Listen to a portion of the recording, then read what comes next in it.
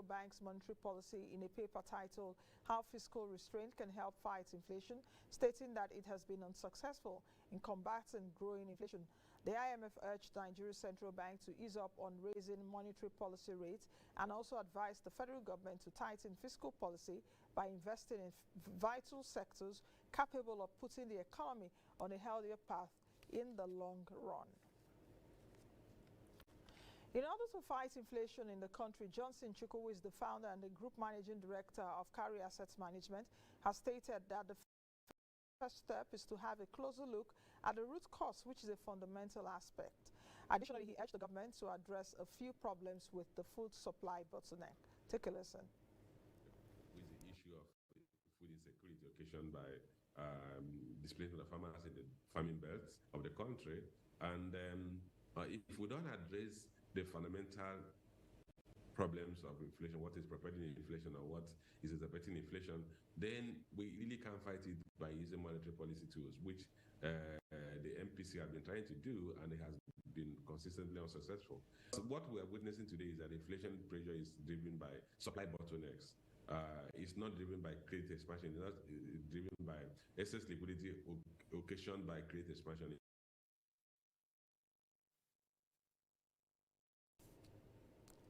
The World Bank has emphasized the urgent need for Nigeria to phase out what is called its costly regressive gasoline subsidy and improve its fiscal management to establish a single, stable, market-based exchange rate. The president of the World Bank, David Malpass, issued the warning in a response to a new Nigeria public finance review report released on Monday in Abuja. Malpass also encouraged Nigeria to swiftly rationalize tax exemptions and preferential trade restrictions and to improve its public finances in order to support inclusive, sustainable development, calling for immediate macroeconomic and fiscal reforms to improve the nation's development outcomes, which are severely hampered by inefficient resource usage.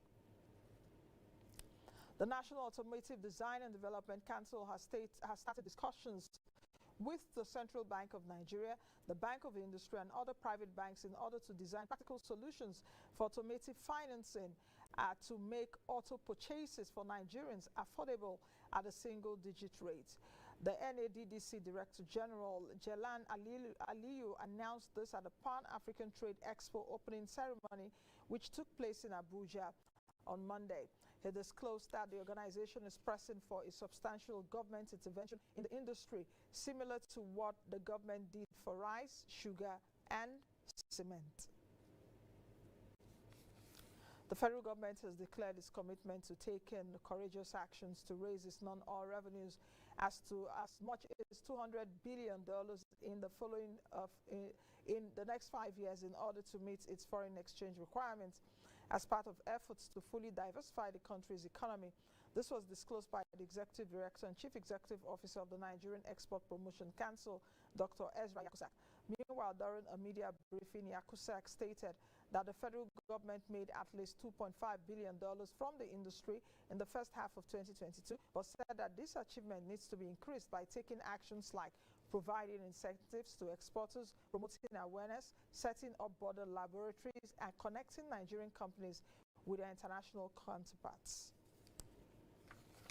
That's it for the news at this time. Let's quickly take a break to bring in my guest to speak about the MPC's decisions, inflation, as well as the multidimensional poverty report that was released by the National Bureau of Statistics and its partners. So much to chew in the next, I'm taking a look at my time here, in the next 40 minutes. Do stay with us, don't go anywhere. Follow us on all our social media handles. They will be put on the screen shortly, but you can tweet at me at Moneyline TV as well as Nancy Lo-Energy. You can find us on YouTube, Moneyline with Nancy TV, on Facebook, on which other social media, Instagram, and on LinkedIn. We'll be right back after this break to join us again.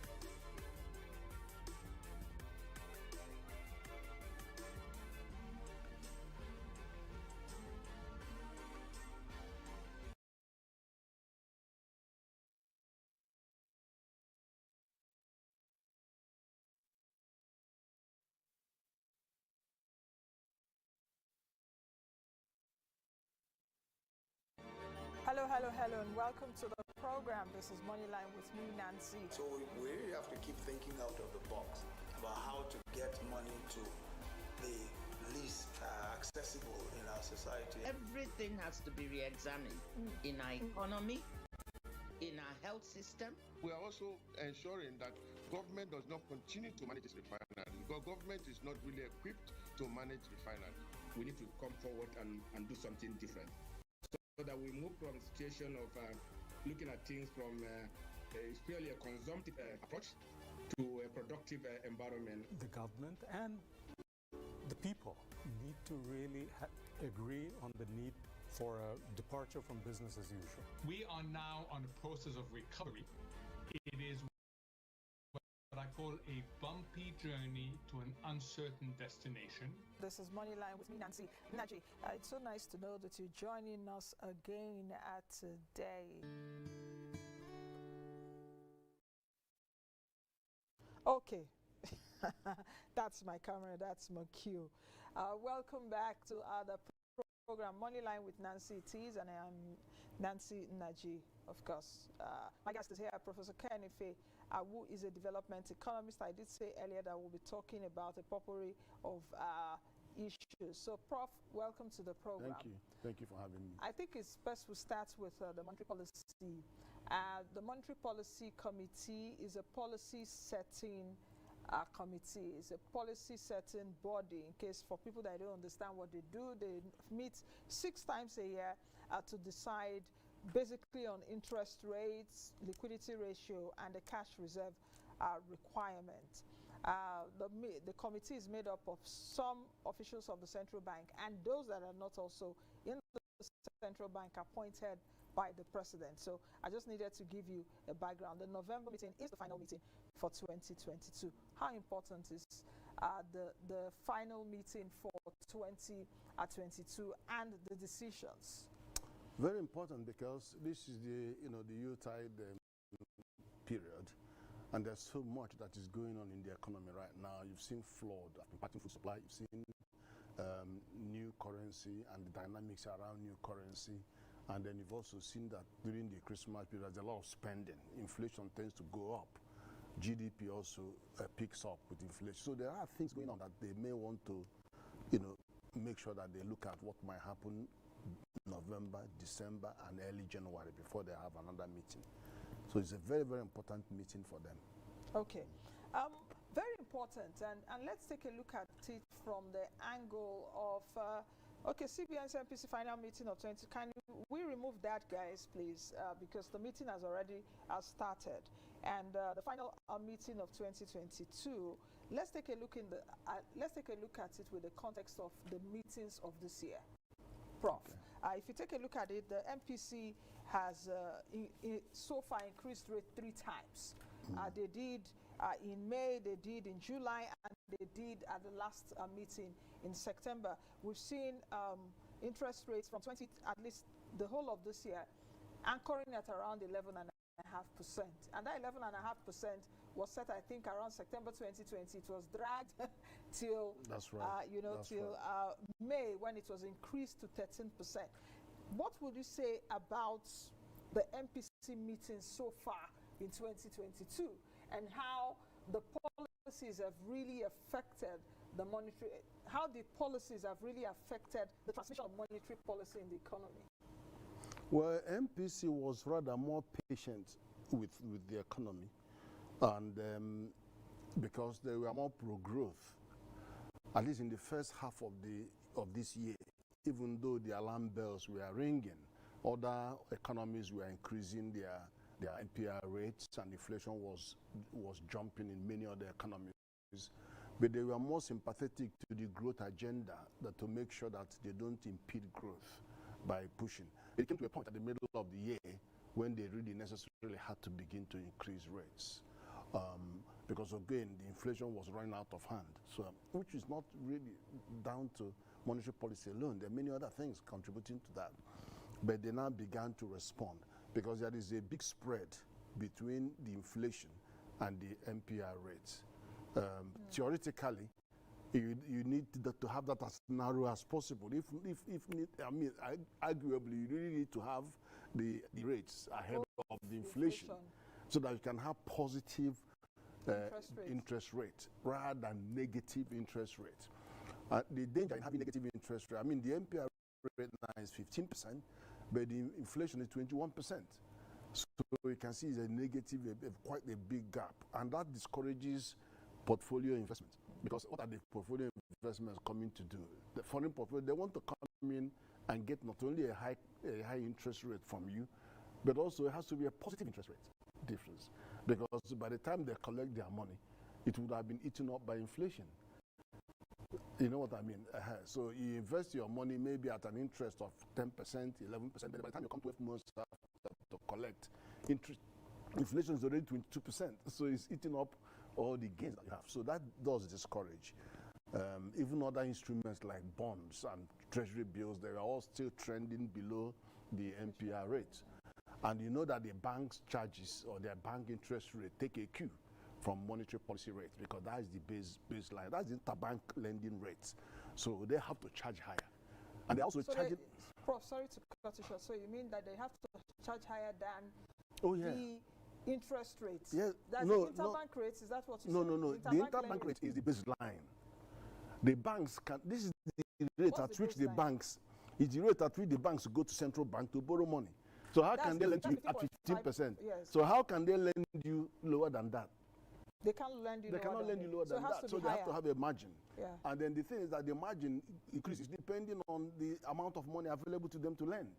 And this is one of the big arguments about printing a new currency, because we have so much going on in that currency field, the ones that are not out of circulation, because the banks need that money. If you say 2.6 trillion is not within the banking sector, you're actually saying that 2.6 trillion, which the banks could have lent to businesses, to invest in business, to create jobs, is not there. So the little that they have to charge you higher interest on that, because 30% of their money has to be kept as liquidity ratio.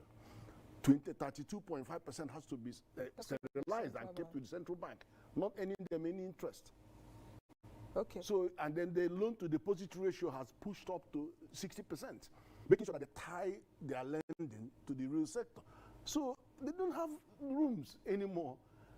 And then the little that they have to charge a higher interest rate to enable them cover all that they are losing, and they are forced to. So that's part of the problem. Okay, Prof, I would like you to explain more of that liquidity ratio stuff which you mentioned earlier, because the 32.5% is the reserve they have to leave. They live with the central bank. With the central bank, which you said they don't earn interest rate. But the liquidity ratio is 30%. Yeah, that is the amount of their capital that they have to keep there, because this liquidity ratio is to make sure that they are liquid. Because if there is a run on the bank, people want their money. There's panic. The bank has to have enough cash to settle their debts before there's an intervention. So that's why the bank needs to make sure. And even capital adequacy ratio is 15% or more. Yeah. And then you have also issues like poor non-performing loans that are actually they put pressure on the bank lending, because these people have the money and they're not returning, they're not paying back. When you loan out, you want them to be repaying so that you have more to loan. But when they are holding it back, it's more problem for the bank. Okay, Prof, do you think that the Central Bank of Nigeria's MPC have really been successful at tackling inflation? If we take a look at beginning of this year, where inflation was at beginning of this year, guys, can we put that slide the graph? Because I'm trying to remember what inflation was. But I know it was around 1650, and it started going up. January inflation to where we are right now, 21.09% in October. So do you think that the central bank has really been successful?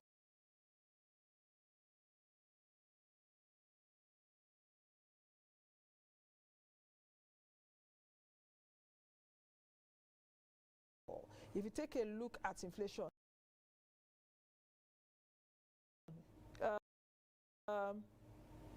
is that it there? February is supposed to be 15.72%, and March 15.92%. That's it. The yes. first two numbers are not correct. Yes. So January is 16%, and February is 15.92%. March is also 15.76%. So if you take a look at that, how do you think that we've gone so far? Yeah, you see, one thing you need to realize is that the inflation is not only subject to monetary policy.